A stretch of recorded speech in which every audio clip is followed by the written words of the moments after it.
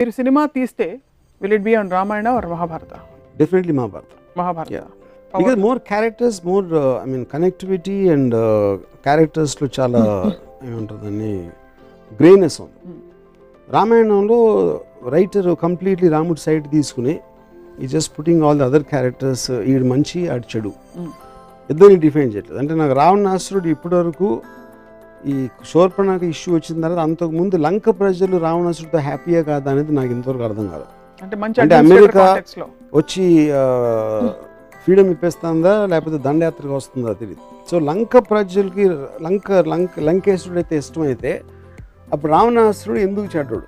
కేవలం సీతను ఎత్తుకుపోయినందుక చెల్లెల కోసం, లేకపోతే ఇంకేమైనా చేసాడా తన ప్రజలు కానీ వేరే దేశాలు కానీ అనే క్లారిటీ నాకు, అలాంటి క్లారిటీ లేని చాలా ఉన్నాయి రామాయణంలో నాకు. అందుకని I have not connected to that. But Mahabharatam very much I'm connected because they all related to normal people.